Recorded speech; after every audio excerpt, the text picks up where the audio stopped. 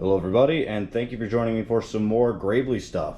Today I'm going to be showing you how to put these gear reduction wheels or portal hubs onto your 8-speed swiftamatic axle. Transaxle rather. Anyway, this is something that you could usually only do on the 4 speeds, but here we go. You can see that I got 2 gear reduction wheels, and there's our 8-speed shifter. So stick around and I'll show you how to get her done. Before we get started, one thing worth mentioning is that this modification that I'm about to show you does not work for all the swiftamatic transaxles. It will only work for the Model L and commercial style that have this sort of rounded seal end piece and this big old flange with the bolt holes in it. If you've got something new that has the square axle casting like this 5200, then you will not be able to do this. Maybe what I show you will give you some ideas, but it won't be the same procedure. I'm not sure exactly when they changed from the older style casting to this newer square casting. I believe it was the 500 series, but don't quote me on it. So this side is super easy to change. Boom. How easy was that? So for this side of the commercial tractors, the gear reduction wheel actually bolts right on. You can see over here. And it's super easy. You don't have to really modify anything. It just goes right on. Be sure you use a lot of never sees on that gear though, because they're tough to get off. What do you think of my snazzy paint job? It looks even worse on camera. It's supposed to be that sunflower yellow, but it's actually this crazy caution tape yellow. So yeah, I don't really care if I get it all dirty. I'm gonna repaint it to try to get it to a closer color. Anyway, let's move on to the side that's actually difficult. So here we are on the other side, and this is where our woes are going to begin. So here's a plate that we're trying to connect over here. The problem is that we don't have that nice flange to bolt onto. There just isn't anything. So let's make one. Let's see what we can do here.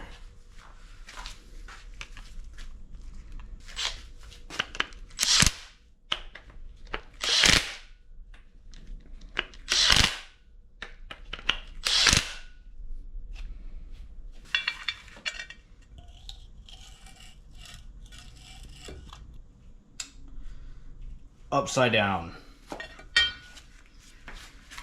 So this actually works shockingly well, considering this is like an 1/8 inch thick piece of plastic that I 3D printed. And I'll show you why in a second, but get a load of this.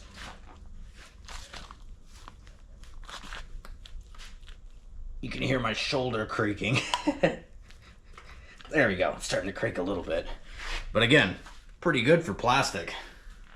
But we can do better. This is really just a mock-up. What I was thinking of doing was using this plastic plate as a template, and we'll make something out of metal. But another issue we have is that this is just kind of hanging here off of a plate. The other side's got a nice hub to locate it on, so I was thinking you could take this piece from one of your spare Model Ls, and I know you have spare Model Ls, don't BS me. So you just take this, put it in, and hopefully we have something that's hub centric and all the weight is hanging off of this piece, not so much our plastic bits. I'm willing to bet if you were willing to put some elbow grease into it, you could probably make a wholly plastic piece work, but I don't want to do that. So here's our plate, and if you can see right here, this bolt is catching the edge of our aluminum hub, and that's what's making it so strong.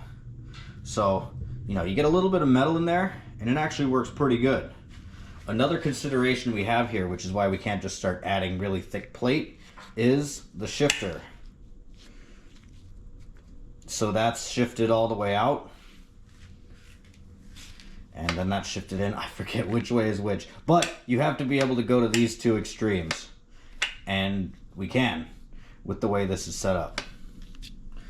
But you can't be getting this too far away, otherwise your gear, which is supposed to go right here, this is going to be stationary to your axle, and as you move this whole piece further out with more spacer, you're going to have less tooth engagement.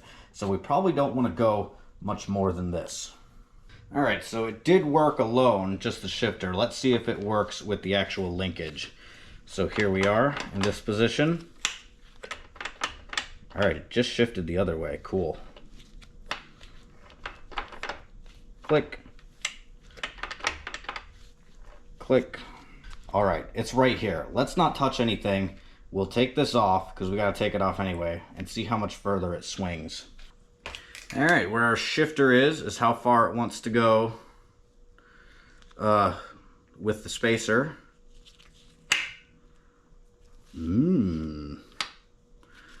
So it does want to go to the end.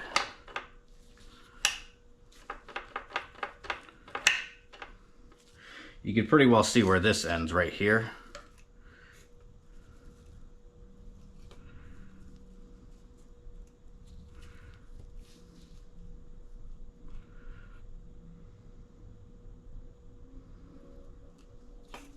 Here's the thing though, we don't actually need this big thingamabobber on top, because we can't even capture this top hole in our spacer or in our hub. So let's get rid of it. Here's our plate. Took that over to the bench and rapid prototyped it with a saw. And that's looking pretty good.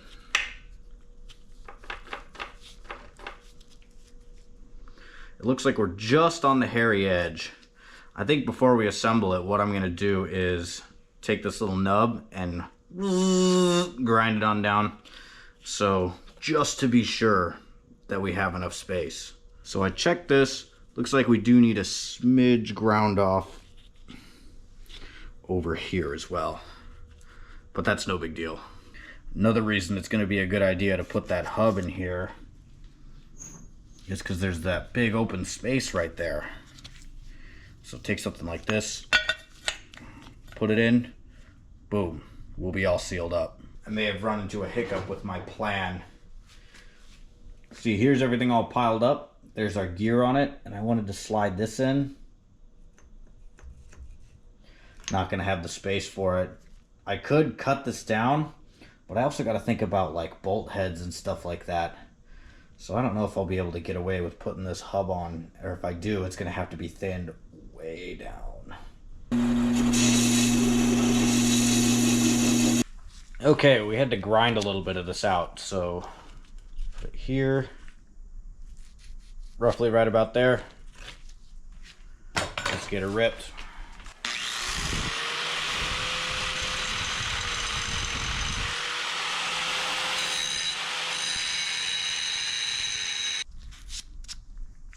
Looks pretty mint to me. While we got the grinder out, let's cut this stuff poking out over here.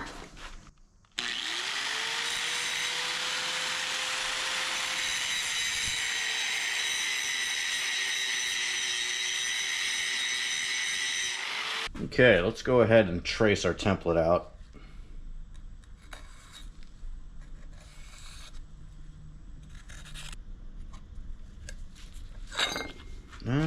Here's hoping that's right. Okay, let's put this thing together and summarize the changes we made. Let's start with what you can see here. So this little seal cap, I turned down this outer diameter here.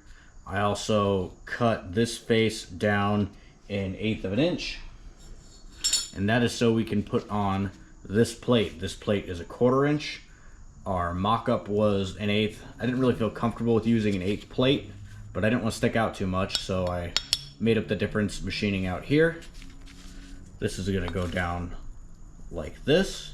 Next we have this hub. I don't know if it's necessary, but I'm gonna put this down over here, hopefully to just get a little bit of weight on this ring rather than everything hanging off of our aluminum plate. Let's get her put together. I don't really have the fasteners to drill this one in yet, so we will forego him for now. Look at that. Okay, just imagine this going here to seal up that hole. And would have some better fasteners that are flush with that. But that's just about the gist of it. We can check our shifting mechanism for clearance too. If you remember, it basically ends right when our old plate would have ended. So, And it does. Again, when I take this apart, I might massage this out a little bit, because why not? But that's pretty easy. But I think tomorrow I'll head off to the hardware store and grab some bolts. Alright, I'm back from the hardware store and I got everything assembled. These are some 5/16-18 by 1.25 inches. And we got everything all assembled. Now it's time to put our gear. But these can be pretty stiff to take off, so you're going to want some of this. Never Cease. Never Cease to the rescue. Yeah, these can be awful to take off, so you can't put too much of this on. Put our key in.